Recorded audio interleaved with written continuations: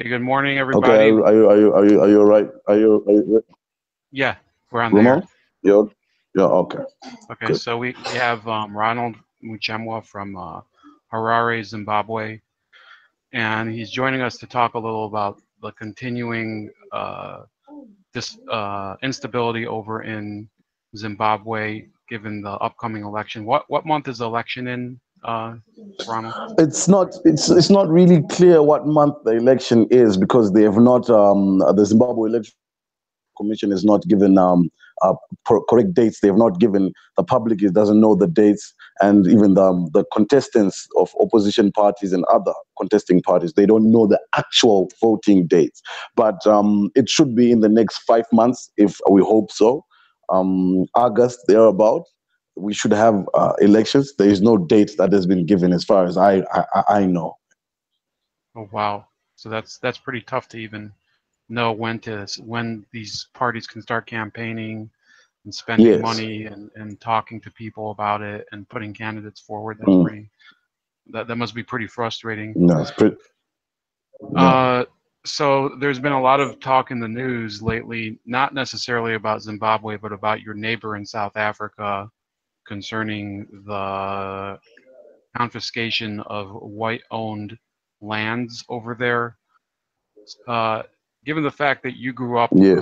during the third Chimurenga, which is what uh, President Mugabe called the confiscation of white farms in Zimbabwe. What would you say Mm. about that process in South Africa? Do you think that it's possible that this is the beginning of some of the same problems that your country had experienced? Well, I think Ramaphosa is looking at a political vote. Like, he knows the majority of people are the poor. He knows the number of people that would support the land grab or invasion or the land redistribution. Will be a huge number of people who can vote for him in the elections, and he'll get a large number of votes. But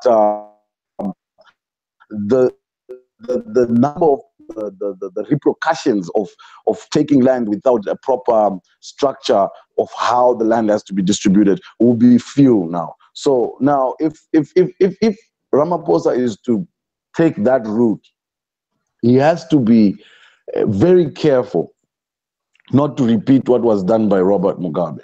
You see, because Robert Mugabe took land because of pressure from his fellow war veterans that were now saying, we put you in power, we fought for the country, and we don't have anything. So he allowed them to go and invade farms. And then he took credit for the farm invasions, and then now started to say land reform because he had no other option. His allies were now giving him an option or to let them take the land or not to. In this particular incident, Ramaphosa now has the chance to fairly, if he can fairly, because land is a big issue in Africa. If he can fairly redistribute land, I do not know what kind of reforms we will come up with, but if you can fairly distribute land without a political intention, like what happened in Zimbabwe. The distribution of land was a political intention, and most people that benefited from these farms were politically affiliated, mostly to ZANU-PF. Those are the people that got farms. That's why you hear that Mugabe has got over 22 farms. Ex and ex-ministers have got so much farms. Ex and ex-politicians have got so much land. So it never really benefited the people in a holistic approach in Zimbabwe, because you still find people being put in stands that are 200 square meters. You know, like you still find them creating ghettos and squatters, Caledonias and Epworth and, Mahalapes, places where people, we talk of having land, but people are still squashed into these small little stands, and we put thousands of people from the rural areas in those places. So this land distribution in South Africa should have a time frame, like tomorrow morning, they say, get away, we want your land. So they should have a time frame. If they have 5 years, 10 years, Hey, Ronald, your reception isn't so great Are right now. trained to even if they are trained, and the right people are given the land. Yes, Hold on, let me see. that's my opinion. Think, yeah, try, yeah, go ahead. We just had we had Hello. like a little interruption in your connection.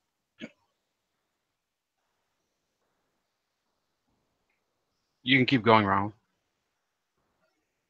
Hello? A little. Can you Oh still? yeah, you want me to keep going on the land issue in South Africa? Yeah, go ahead. I can't. We were having a little connection problem for a second. No, okay.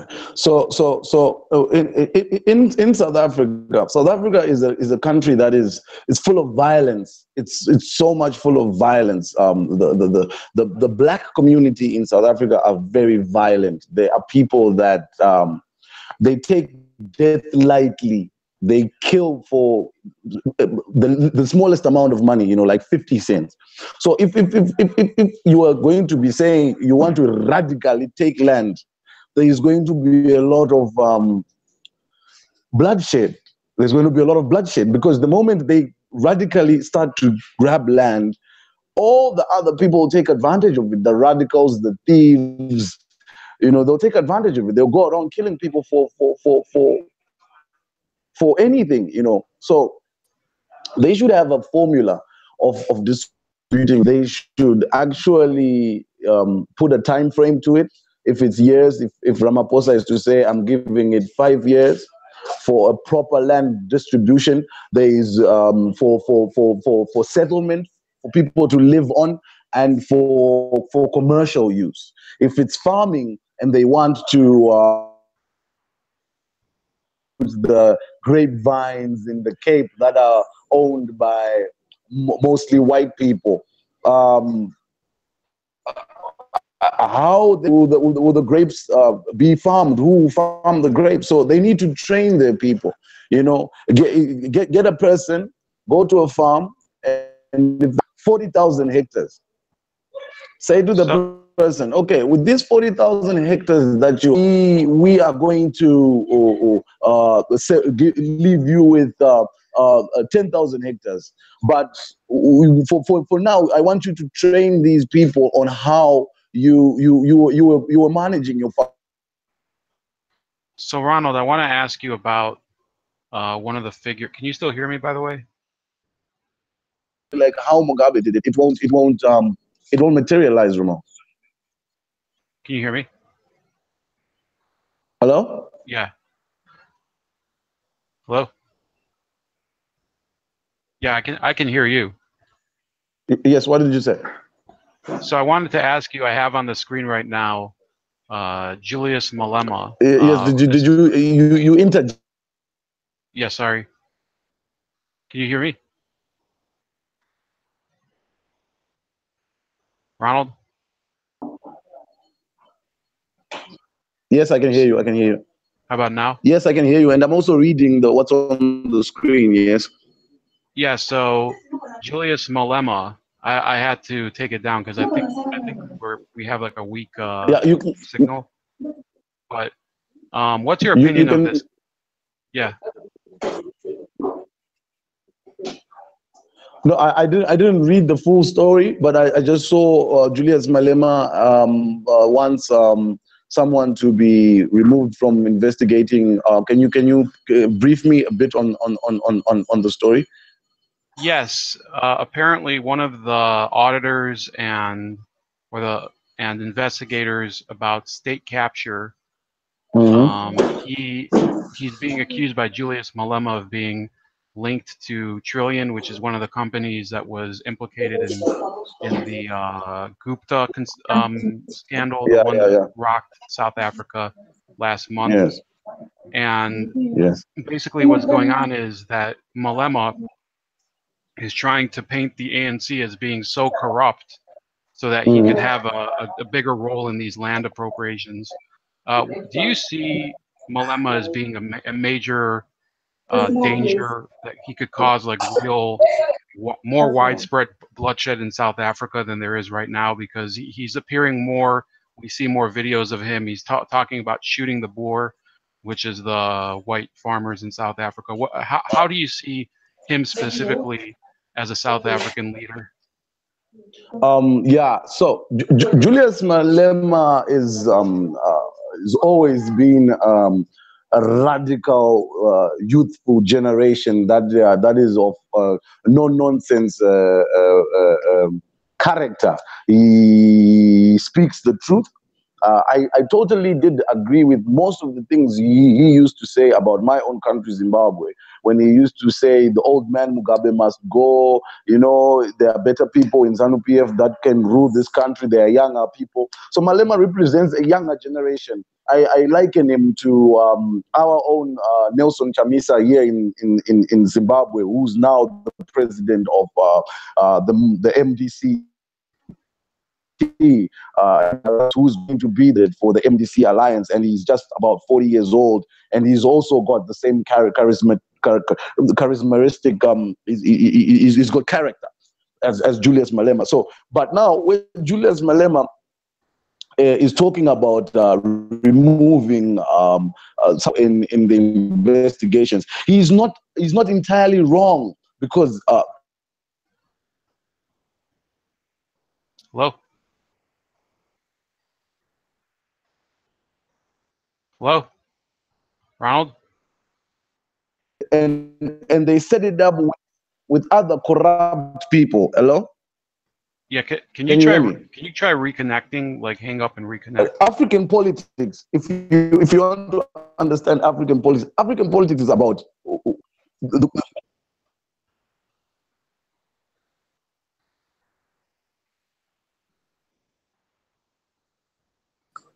can you hear me now? We're getting some interruption, so maybe if you hung up and reconnected. So while Ronald is getting reconnected, sorry about the dead air, but we've had issues with a lot of Zimbabwe guests before in terms of connection, both with him and with Bernard. I think with Benson it was okay, but he was from Johannesburg. But in any case, Julius Malema, the guy that I showed you on this story over here, is basically leading a popular movement to seize land from white farmers in South Africa. So essentially, he has these public demonstrations where they attack the. Can you hear me now? Can you hear me now? Yeah, I can hear you. Can you hear me now? Yeah. It's a little better. Yes. No. Yeah. Yes. Can you hear me? Okay, so I'll continue from where I left. I was talking about African politics. African politics is a chess game where you place the people that you want, or the people that are loyal to you, in positions of power.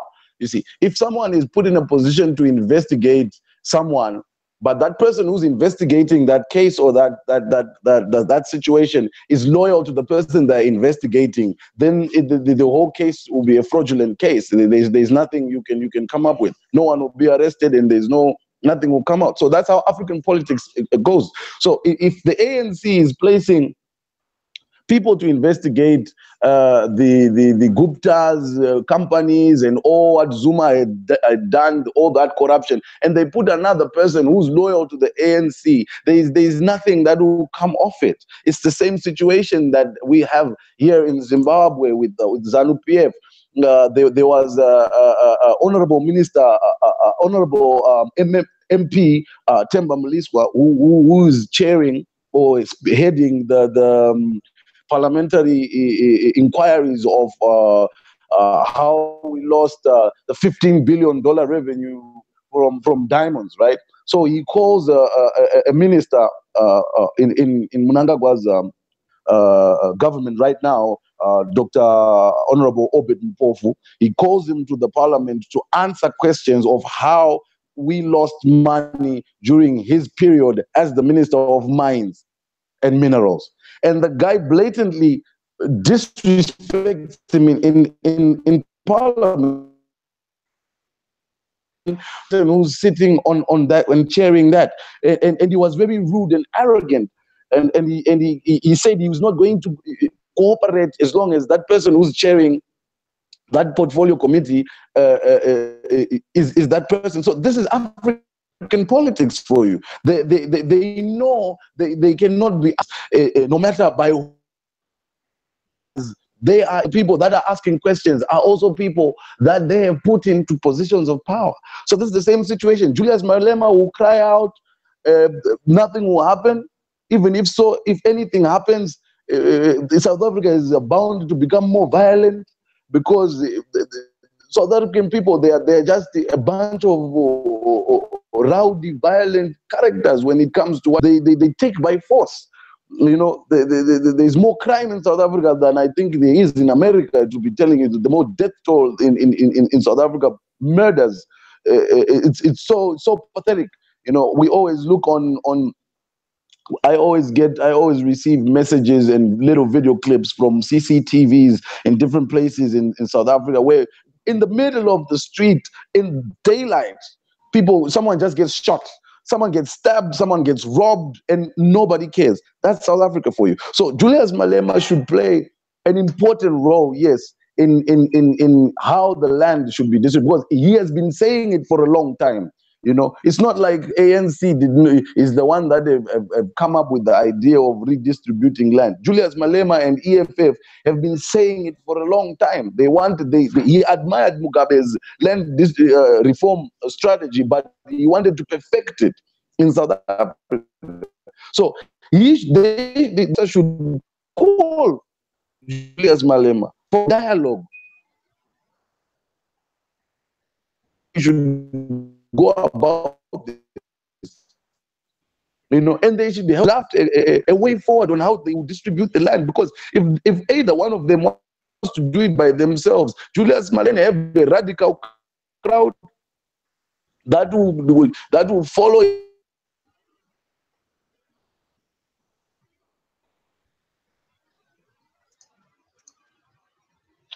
Hey, Ronald, you hear me first? ANC approach, where anyone who's associated politically to the ANC is going to benefit, then that's corrupt. And that's corrupt. And that won't benefit people. Ronald, can you try turning off your camera? And so, that'll give us a better connection. yeah, that's my point on South Africa. That's my take. Hello?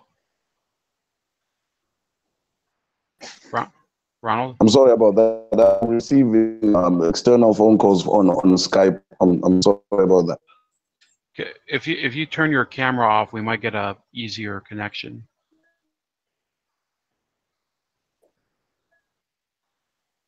Let me see it. Hello? Ronald? Hello? Yes, I was receiving some external from so. Okay, I don't know. Maybe that affected it. How about now? Can you hear me right now? Yeah, no, I hung up. Can you hear me? I can hear you now. Okay, so maybe that's what's causing that delay. So I want to put on the screen. The reason most people around the world are concerned about Malema are these farm invasions that are happening right now, where you see these. This gentleman was well. Hello? Yeah, can you hear me? Hello? Should Ronald? I hang up and? I can hear you. Yeah, maybe try again.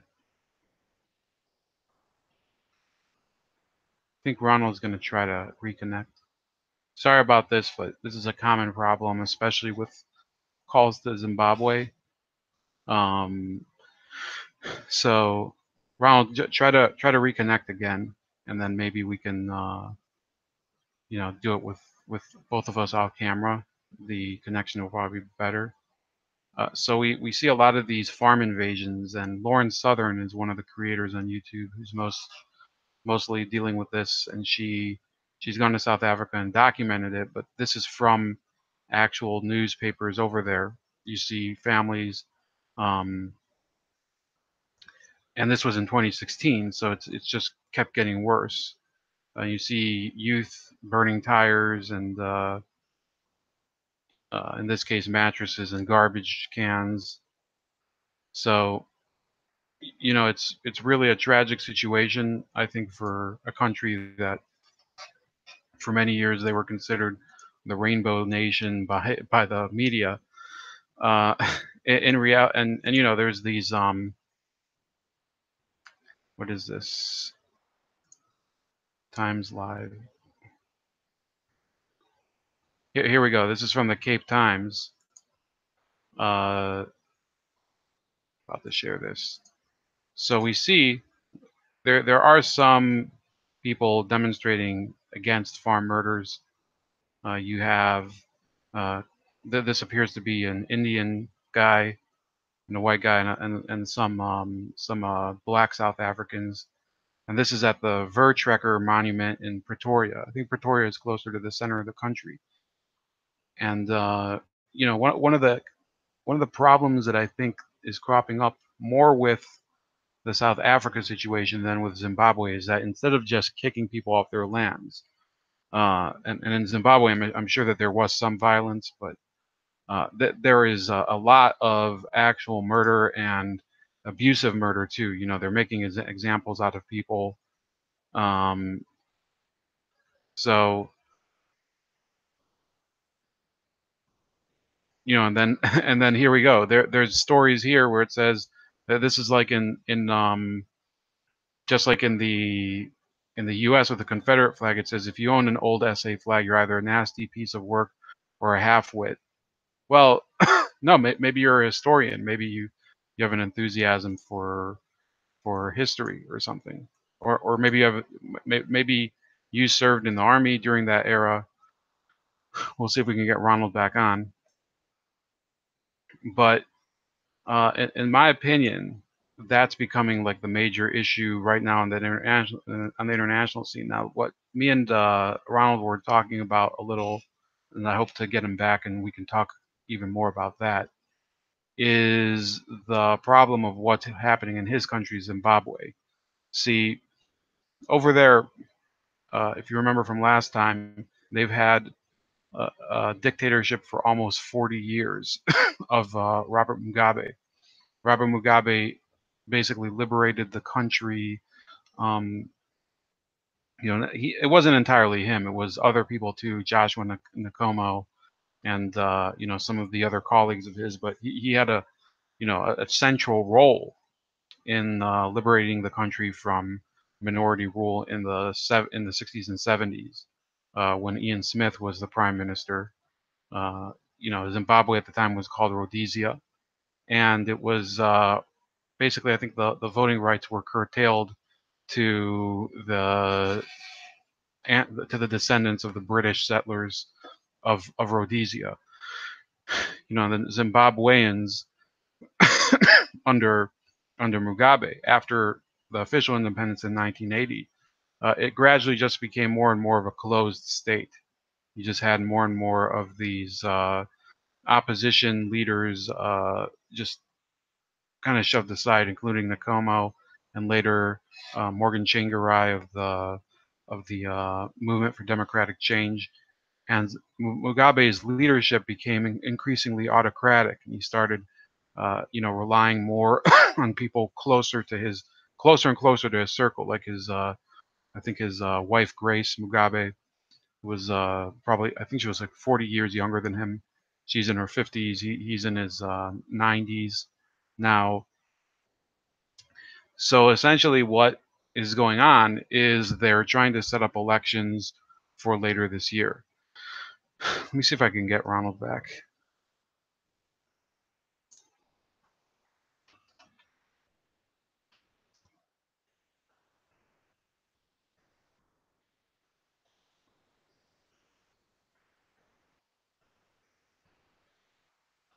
So I think it's interesting to get Ronald's perspective. I certainly don't support farm confiscations, but I think he said that there has to be some sort of land redistribution in that part of Africa.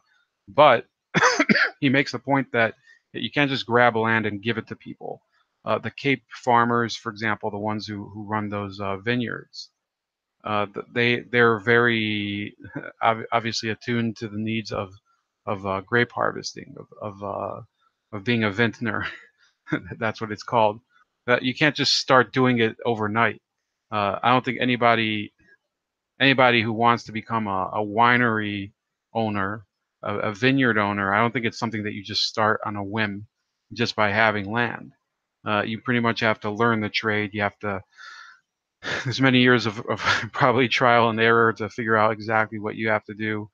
It doesn't just happen overnight. That's what Julius Malema and the EFF are trying to do in South Africa. The EFF being one of the larger opposition parties in the South African parliament. And what I'm seeing more and more is that the intimidation and hatred towards the white South Africans is becoming something that uh, is probably going to affect whatever vote comes forward in South Africa. If people are so intimidated that they won't go outside, or so intimidated that they leave the country and they can't vote, and then it's going to be difficult for them to have a truly democratic election. Ronald, hopefully this will work Yeah, better. How about? Can yeah, you hear yeah, me yeah, yeah. well? The connection is a bit bad. I don't know exactly what's happening. Yeah, we've had that problem often with. I think you're not the only Zimbabwean caller we've had that problem with. I think it might be some sort of connection issue with where you live. Something to do with. Yeah, well, okay. If I was to go directly to the modem, my battery is it's a bit bad right now. So I was just stuck on the socket. Okay. Yes, You think it'll work better but now? anyway, yeah, it works. It's working better. We can continue. You were saying. So I think that I was talking while we were waiting for you to come back that yeah, there probably would be a good idea to give people a fair distribution of land in South Africa, but like you said, the radical redistribution, especially like the example of the vineyards you brought up, you can't just take over a vineyard overnight. You need fairly deep expertise and experience in order to run a good winery and vineyard. Yes, yes, yes, yes. And what? And Yeah, go ahead. yes.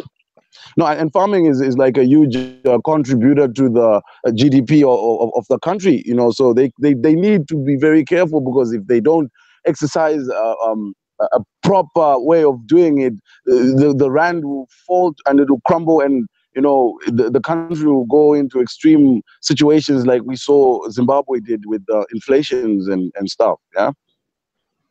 Yeah, that's one of the fears that I have as well.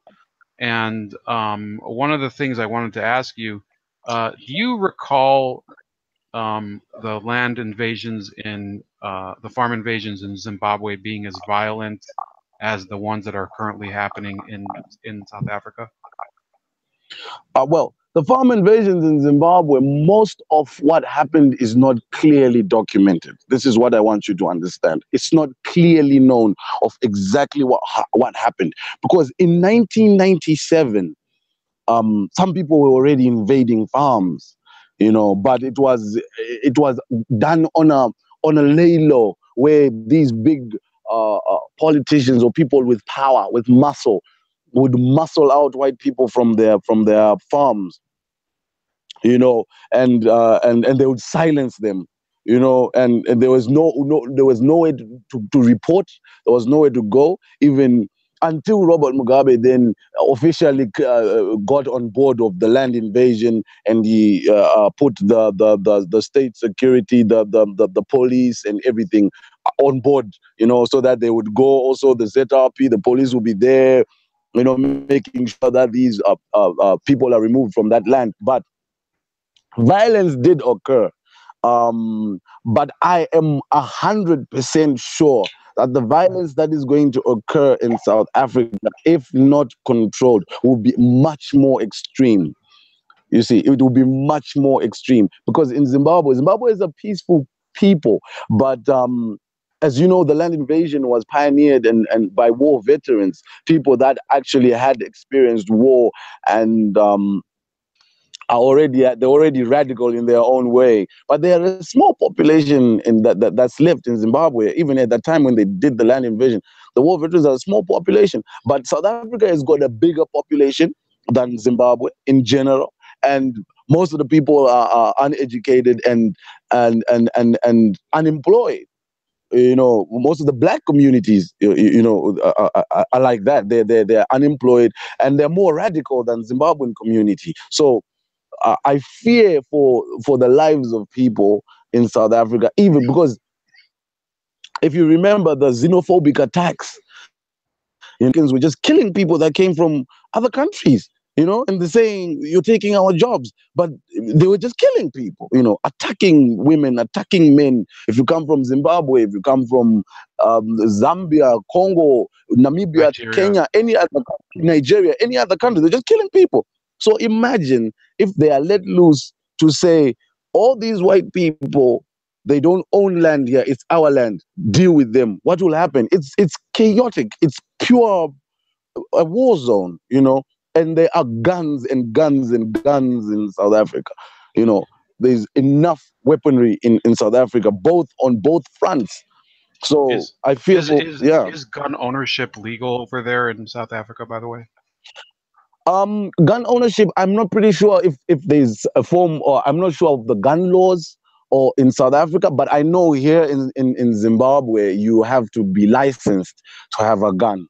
And if you're licensed to have a gun, there are certain reasons why you should have the gun, maybe property, or you want to prevent, you've got a business, things like that. You want to protect assets, right? And then you license your weapon, and then you go with it for forensics. There's a period they give you, maybe a month or so, or 2 months. Every time it's checked. But in Zimbabwe, the thing that I know, it's not easy to buy a gun on the black market. It's not easy just to get a gun. I don't know hunting and people that know about that area where they get guns to do that. But it's not easy just to go in Harare and say to someone, "Hey, I'm looking to buy a gun. Where can I buy a gun?" And they point a finger and say, "You can go buy a gun in that alley there." No, in Zimbabwe, it's not that kind of situation. But in South Africa, guns are found everywhere, because if you do remember the history of South Africa itself. Is it on? Yeah, I can hear you. You're fine. Yeah. Yeah, Go right ahead. I need to put my wall socket. Okay, go ahead.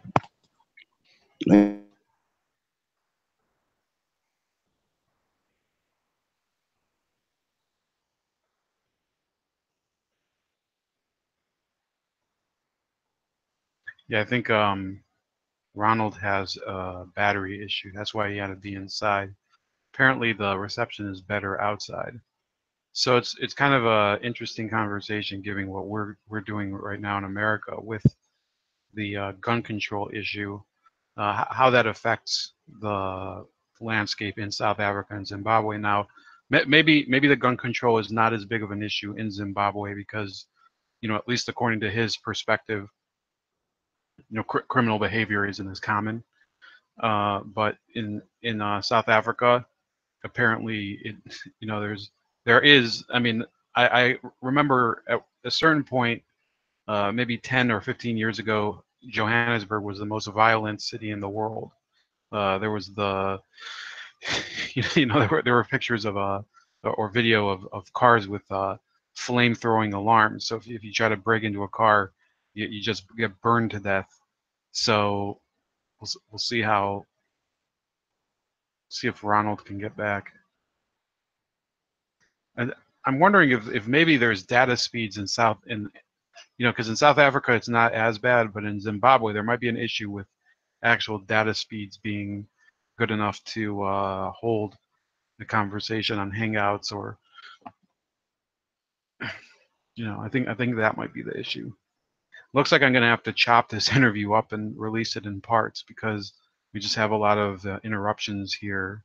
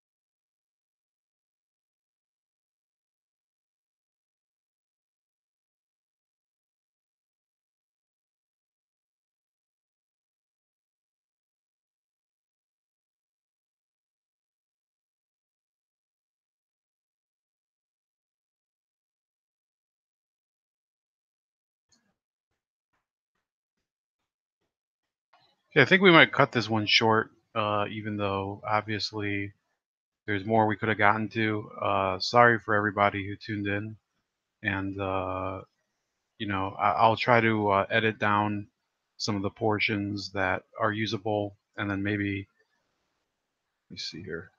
Let me see. Ronald might be trying to reconnect, but we're going to have to probably chop this video up a lot. I think his battery might have died. Because there's so many questions we didn't get to. I think I led on the South Africa stuff just because it makes more of the news internationally. Zimbabwe not as much because those are internal politics that are kind of sorting themselves out between parties and uh, you know I guess to some extent ethnic groups. But in South Africa, you're really talking about, like he said, I was a little surprised when he said that uh, he believes that their society over there is more violent than Zimbabwe. There's more of an uneducated mass of people that can cause violence over there. It's kind of depressing any way you look at it. And realistically, if you think about it, sure they could kill the whites, and some people might say, well, whatever. That's some people don't care. I think it's wrong. I think any type of genocide based on race is bad, but some people don't. Um, I don't know what to say about them, but um, in any case, a lot of these genocides, they don't end with one ethnic group, because you could easily see in South Africa developing a situation where the Zulu and Xhosa end up warring with each other. Some of the native um, native black African nations there. Let me see here. I think he just pinged me. Uh,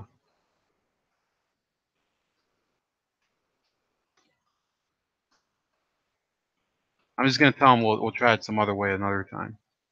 Um, so anyway, apologies again on behalf of myself and Ronald. He did what he could. I think there really isn't a connection issue, like there's in Zimbabwe. So we'll have to figure out some different method to do this. I hate using Skype, by the way. There could be a way to do that. I was just on a call with Australia on Skype yesterday. The connection was a little better, but not great. Um,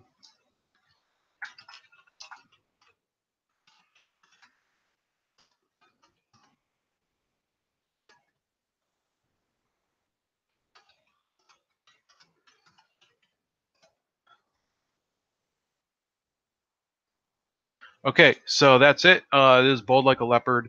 That was Ronald. Not not the best work I could have done, but I think it's important.